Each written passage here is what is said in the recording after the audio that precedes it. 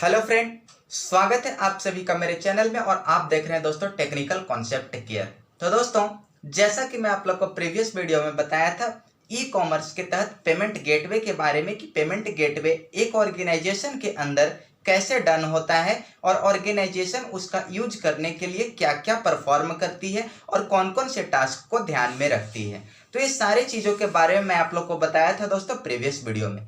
तो दोस्तों, आज मैं आप सभी के लिए एक बहुत ही इंपॉर्टेंट टॉपिक लेकर के आया हूं जिसका नाम है दोस्तों ई कॉमर्स बैंकिंग, जिसको इंटरनेट बैंकिंग भी बोला जाता है। तो दोस्तों, आज की इस वीडियो में आप लोग को बताऊंगा कि ई बैंकिंग क्या होता है, इंटरनेट बैंकिंग क्या होता है या फिर ई कॉमर्स बैंकिंग क्या होता है दोस्तों। तो मैं आज के इस वीडियो ट्यूटोरियल में आप लोग को बताऊंगा। तो दोस्तों, इसी तरह से आप मेरे चैनल पर ध्यान से बने रहें ये सारी चीजों को समझने के लिए, इंटरनेट बैंकिंग की पूरी जानकारी लेने के लिए दोस्तों मेरे वीडियो को शुरू से लास्ट तक देखते रहें। तो दोस्तों, अभी तक आप मेरे चैनल पर नए हैं तो प्लीज मेरे चैनल को सब्सक्राइब करें और बेल आइकन को दबाना ना भूलें ताकि जो भी वीडियो मैं अपलोड करूं उसका नोटिफिकेशन सबसे पहले आप सब तक मिल सके। तो चलिए दोस्तों, अब बिना टाइम वेस्ट किए हुए हम आप लोग को ले चलते हैं आज के इस ई बैंकिंग की ओर, जिसके तहत मैं आप लोग को बताता हूं इंटरनेट बैंकिंग क्या होता है। तो मैं आप लोग को बता दूं दोस्तों कि ई बैंकिंग या फिर internet banking is an e commerce application which allow the customer to perform any of the virtual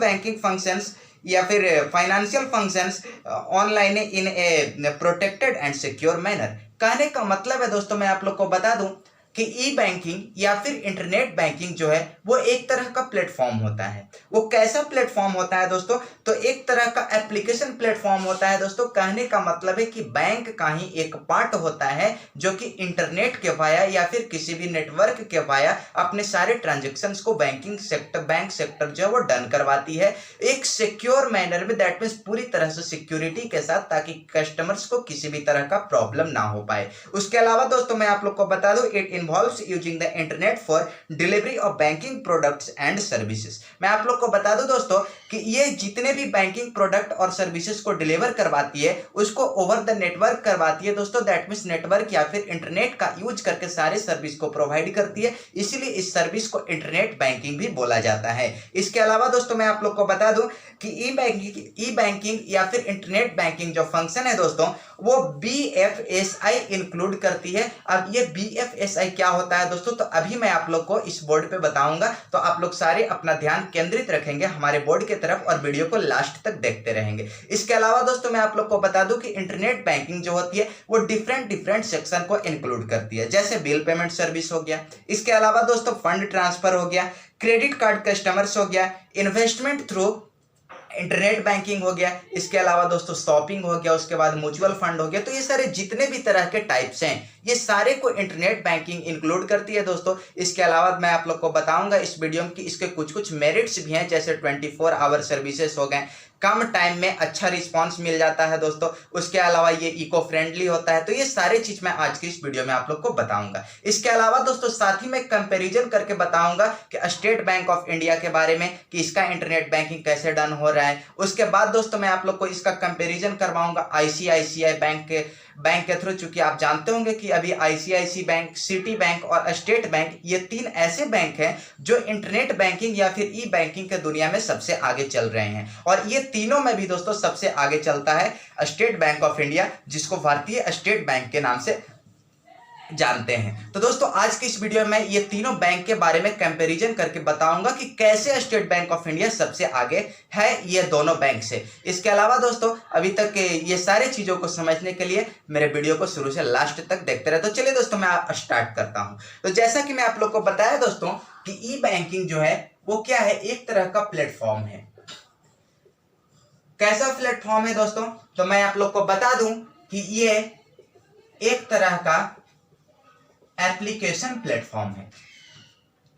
अब मैं आप लोग को यह भी बता दूं दोस्तों कि ये एप्लीकेशन प्लेटफॉर्म क्या होता है। तो समझ लीजिए थोड़ा सा, एप्लीकेशन प्लेटफॉर्म जो होता है दोस्तों वो अपने कस्टमर्स को कुछ अच्छे फैसिलिटी के साथ अपने सर्विसेज और प्रोडक्ट को प्रोवाइड करने का काम करता है। जैसे यहाँ पे आप लोग को बता दूं दोस्तों कि बैंकिंग के थ्रू एप्लीकेशन प्लेटफॉर्म जो है दोस्तों वो अपने कस्टमर्स को वर्चुअल बैंकिंग प्रोवाइड करता है। वर्चुअल बैंकिंग कहने का मतलब दोस्तों इंटरनेट बैंकिंग। जिसको हम लोग ई बैंकिंग के नाम से भी जानते हैं। क्या बोलेंगे दोस्तों? ई बैंकिंग। तो इस तरह से देखें दोस्तों कि ई कॉमर्स बैंकिंग क्या होता है, तो एक तरह का प्लेटफॉर्म होता है। कैसा प्लेटफॉर्म होता है? तो एप्लीकेशन प्लेटफॉर्म होता है जो प्रोवाइड करता है दोस्तों अपने कस्टमर्स को वर्चुअल बैंकिंग का फैसिलिटी। अब ये वर्चुअल बैंकिंग क्या होता है? तो इसी को हम लोग बोलते हैं दोस्तों इंटरनेट बैंकिंग, जिसमें हम लोग इंटरनेट का यूज करके बैंक के सारे प्रोडक्ट और सर्विसेज को यूज कर पाते हैं अपने घर बैठे हुए। इसके अलावा दोस्तों मैं आप लोग को बता दूं कि ये जितने भी प्रोसेस होते हैं, तो ये सारे प्रोसेस जो है दोस्तों वो पूरी तरह से सिक्योर मैनर में डन करवाए जाते हैं, क्योंकि यदि सिक्योर नहीं होगा तो बहुत इलीगल भी हो सकते हैं। इसीलिए इस इलीगल से बचने के लिए, दैट मीन्स अनऑथोराइज्ड पर्सन से बचने के लिए दोस्तों इसमें एक सिक्योरिटी लगा हुआ रहता है और इसी मैनर के थ्रू सारे ट्रांजैक्शंस को डन करवाया जाता है दोस्तों। इसीलिए इसको बोला जाता है कि सिक्योर मैनर से डन होता है। दैट मीन्स कहने का मतलब है दोस्तों, कोई भी पूछे ई बैंकिंग क्या, तो उसको बोलेंगे कि सर ई बैंकिंग एक तरह का एप्लीकेशन प्लेटफॉर्म है जो अपने कस्टमर्स को एक सिक्योर मैनर में सारे ट्रांजैक्शन को एक नेटवर्क का यूज करके अपने बैंकिंग के सारे सर्विसेज और प्रोडक्ट को फैसिलिटी को यूज करने का फैसिलिटी प्रोवाइड करती है। तो इसको हम लोग बोलते हैं क्या? इंटरनेट बैंकिंग या फिर ई बैंकिंग। इसके अलावा दोस्तों मैं आप लोग को बता दूं कि ये जो होता है दोस्तों वो इंक्लूड क्या क्या करता है, तो थोड़ा ध्यान देंगे यहां पे। तो मैं आप लोग को बता दूं दोस्तों कि ये जनरली 3 से 4 पार्ट इंक्लूड करता है, जिसमें मैं आप लोग को बता दूं दोस्तों कि ये जितने भी बैंकिंग प्रोडक्ट और सर्विसेज होते हैं ये सारे को डिलीवर करवाने के लिए नेटवर्क का यूज करती है। यानी कहने का मतलब सबसे पहले ये नेटवर्क का यूज करता है। तो नेटवर्क का यूज क्यों करेगा दोस्तों? तो इसके पास जितने भी प्रोडक्ट होगा या फिर सर्विसेज होगा तो ये सारे को अपने कस्टमर तक पहुंचाने के लिए दोस्तों, कस्टमर तक पहुंचाने के लिए क्या करती है? इस नेटवर्क का यूज करती है। तो ये इंटरनेट बैंकिंग के तहत इंक्लूड करवाया जाता है। इसके अलावा दोस्तों मैं आप लोग को बता दूं कि ये फंक्शन जो है दोस्तों वो एक डिफरेंट फंक्शन भी इंक्लूड करती है, जिसको हम लोग बोलते हैं दोस्तों EFSI, जिसका नाम आप लोग सुने भी होंगे। EFSI को इंक्लूड करती है कौन? तो इंक्लूड करने का काम करती है दोस्तों, सॉरी ऐसे लिखेंगे, यानी इंटरनेट बैंकिंग इंक्लूड करती है किसको दोस्तों? तो EFSI को। अब समझिए कि EFSI क्या होता है। तो E का मतलब होता है दोस्तों, सॉरी BFSI, B का मतलब होता है दोस्तों बैंकिंग, F का मतलब होता है फाइनेंशियल और S का मतलब होता है दोस्तों, मैं आप लोग को बता दूं, एस का मतलब होता है दोस्तों सिक्योरिटीज और आई फॉर होता है इंश्योरेंस। क्या होता है दोस्तों? ये BFS फंक्शन को इंक्लूड करती है, जिसमें B for banking, F for financial, S for securities और I फॉर इंश्योरेंस। तो ये 4 तथ्यों को इंक्लूड करने का काम करती है दोस्तों, और ये चारों के द्वारा एक नेटवर्क के ऊपर जितने भी प्रोडक्ट हैं और सर्विसेज हैं ये सारे घूमते रहते हैं। दैट मीन्स अपने कस्टमर्स के पास आते रहते हैं और जाते रहते हैं। तो इस तरह के जो फैसिलिटी है इसको हम लोग बोलते हैं दोस्तों इंटरनेट बैंकिंग या फिर ई कॉमर्स बैंकिंग। तो दोस्तों मैं उम्मीद करता हूं कि आप सभी समझ चुके होंगे कि ई कॉमर्स बैंकिंग क्या होता है और ये कौन कौन से प्लेटफॉर्म को यूज करती है। इसके अलावा दोस्तों मैं आप लोग को बता दूं कि ई कॉमर्स बैंकिंग जो है दोस्तों या फिर इंटरनेट बैंकिंग जो है वो क्या करती है, तो अपने कस्टमर्स को कुछ कुछ फैसिलिटी प्रोवाइड करती है, जैसे फाइनेंशियल फैसिलिटी हो गया। उसके अलावा दोस्तों पेमेंट गेटवे हो गया, जिसके बारे में आप लोग को कल बताया था। इसके अलावा दोस्तों म्यूचुअल फंड हो गया। म्यूचुअल फंड के बारे में थोड़ा सा समझ लीजिए, क्योंकि म्यूचुअल फंड जो है दोस्तों ऐसा फंड है जिसमें आप एक बार बैंक में जाकर के पैसा फिक्स कर देंगे और एक लिमिट टाइम पीरियड के बाद, दैट मीन्स एक लिमिट अवधि के बाद दोस्तों उसका इंटरेस्ट जोड़ करके और उसका दुगना पैसा आपको दिया जाएगा। तो दोस्तों इस तरह के फंड फंड जो होते हैं उसको हम लोग बोलते हैं म्यूचुअल फंड, जो कि आप बैंकिंग में जाकर के इन्वेस्ट कर सकते हैं। तो ये फैसिलिटी प्रोवाइड करती है इंटरनेट बैंकिंग अपने कस्टमर्स को। उसके अलावा दोस्तों मैं आप लोग को अब ले चलता हूं इसके टाइप्स की ओर, क्योंकि आप सभी समझ चुके होंगे दोस्तों कि ये क्या होता है इंटरनेट बैंकिंग और ई बैंकिंग क्या होता है। तो दोस्तों चलिए हम लोग डिफरेंट सेक्शन में चलते हैं, जिसके तहत हम लोग जानेंगे दोस्तों कि ई बैंकिंग के टाइप्स क्या क्या होते हैं और कौन कौन से टाइप्स को इंक्लूड करते हैं। दोस्तों मैं इसको थोड़ा इरेज कर देता हूं।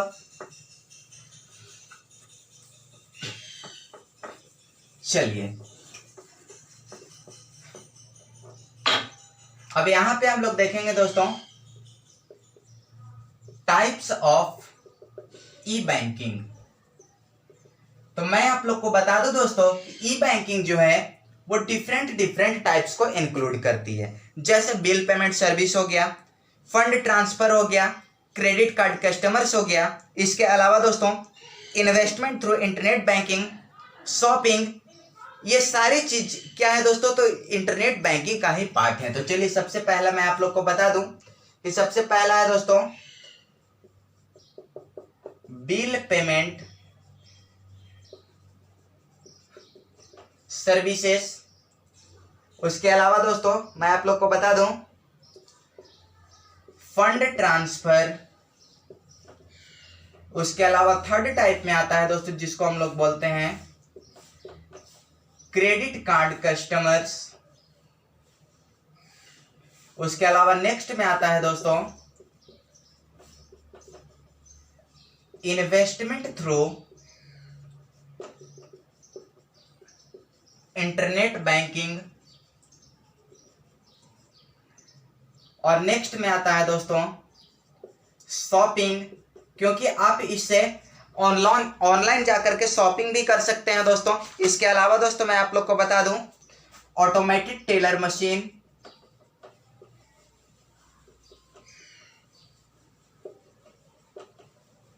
ऑटोमेटेड टेलर मशीन जिसको आप एटीएम के नाम से भी जाना जाता है। उसके अलावा दोस्तों और भी टाइप्स हैं इसके, जैसे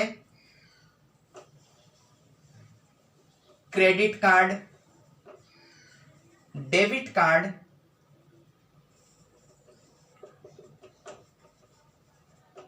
स्मार्ट कार्ड। ये सारे मैं आप लोग को प्रीवियस वीडियो में बता चुका हूं दोस्तों कि ये क्या होता है। इसके अलावा दोस्तों मैं आप लोग को बता दूं कि ये एक fund transfer, that means electronic fund transfer, electronic fund transfer को भी इंक्लूड करता है, जिसको हम लोग बोलते हैं दोस्तों ईएफटी सिस्टम। तो ये चीज भी मैं आप लोग को प्रीवियस वीडियो में विद प्रैक्टिकल बता चुका हूं दोस्तों कि कैसे होता है इलेक्ट्रॉनिक फंड ट्रांसफर। उसके अलावा दोस्तों मैं आप लोग को बता दूं कि ये जो होता है वो मोबाइल या फिर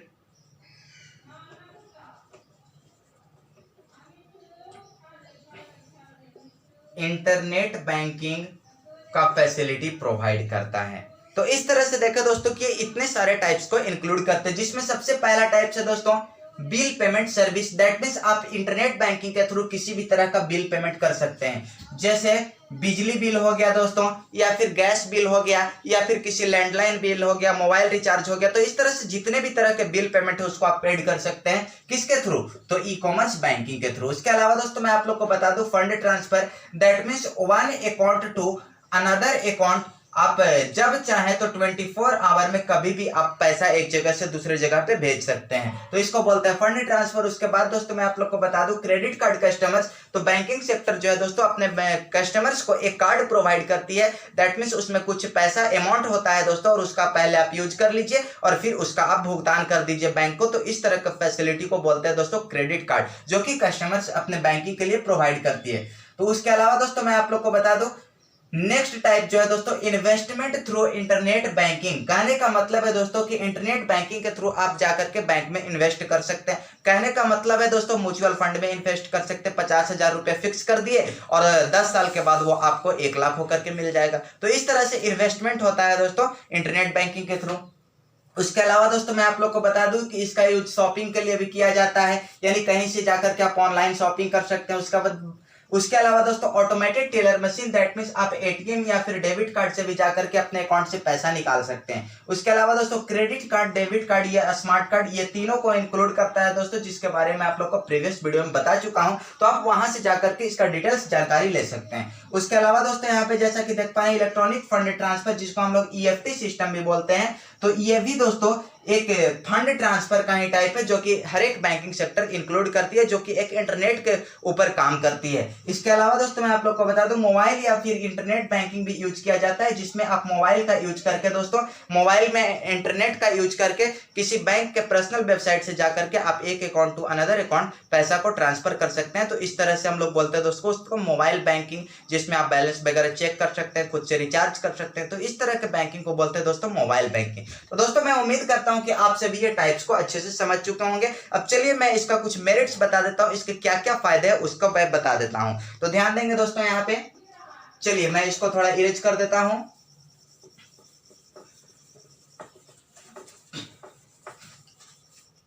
चलिए अब मैं इसका कुछ मेरिट्स बता देता हूं कि इसके मेरिट्स क्या क्या है। तो बता दो दोस्तों कि सबसे पहला इसका मेरिट्स है टाइम सेविंग, दैट मीन्स ये आपके टाइम को सेव करने का काम करता है, टाइम को बचाता है। उसके अलावा दोस्तों मैं आप लोग को बता दूं कि 24/7 सर्विसेज, यानी 24 घंटा पूरा 7 दिन, यानी किसी भी दिन हो 24 आवर ये सर्विस प्रोवाइड करता है। जब चाहे आप तब इसका यूज कर सकते हैं, चाहे संडे हो या मंडे हो या फिर 12 बजे रात हो या फिर 12 बजे दिन हो, जब चाहे तब इसका सर्विस को आप यूज कर सकते हैं। उसके अलावा दोस्तों मैं आप लोग को बता दूं ये कन्वेनियंस का मतलब होता है दोस्तों सहूलियत। क्या होता है दोस्तों? सहूलियत। दैट मीन्स अपने कस्टमर्स को सहूलियत प्रोवाइड करती है, एक फैसिलिटी प्रोवाइड करती है जिससे कस्टमर्स कोई भी वर्क करने में आसानी होता है। उसके अलावा दोस्तों मैं आप लोग को बता दूं इको फ्रेंडली, यानी ये जो होता है वो काफी इको फ्रेंडली होता है, हर एक कस्टमर से काफी रिलेशनशिप बनाए हुए रखता है दोस्तों, ताकि कस्टमर्स के जितने भी काम हो वो आसानी से डन हो सके। तो इस तरह से हम लोग बोल सकते हैं इसको इको फ्रेंडली। तो ये 4 चीज इसके मेरिट होते हैं दोस्तों, और यही 4 चीजों की वजह से आज ये दुनिया में काफी ज्यादा यानी लार्ज अमाउंट पे यूज किया जा रहा है, या फिर आप बोल सकते हैं लार्ज स्केल पे इसको यूज किया जाता है इंटरनेट बैंकिंग को। तो ये था दोस्तों हमारा इंटरनेट बैंकिंग, ई बैंकिंग क्या होता है, ये इसके बारे में आप लोग को बताया। तो चलिए दोस्तों अब थोड़ा मैं आप लोग को कंपैरिजन करके दिखा देता हूं, क्योंकि आप सभी जानते होंगे कि आज के दुनिया में आजकल सबसे ज्यादा यानी पूरा ऑल ओवर इंडिया में देखा जाए तो सबसे ज्यादा दोस्तों स्टेट बैंक ऑफ इंडिया का डिमांड है, यानी स्टेट बैंक ऑफ इंडिया सबसे ज्यादा अपना इंटरनेट बैंकिंग का जंजाल फैलाए हुए है। और मैं आप लोग को ये भी बता दूं कि पूरा ऑल इंडिया में दोस्तों अपना 11,000 ब्रांच को ये ओपन करके रख चुका है, और इस 11,000 ब्रांच से दोस्तों पूरा ऑल ओवर इंडिया में अपना इंटरनेट का जंजाल बिछाए हुए है, जिसके थ्रू सबसे आगे ये इंटरनेट बैंकिंग के दुनिया में चल रहा है स्टेट बैंक ऑफ इंडिया। इसके अलावा दोस्तों मैं आप लोग को बता दूं आईसीआईसी का नाम सुने होंगे, तो इसके बारे में आप लोग को बता दूं दोस्तों कि आईसीआईसी बैंक भी जो है तो इंटरनेट बैंकिंग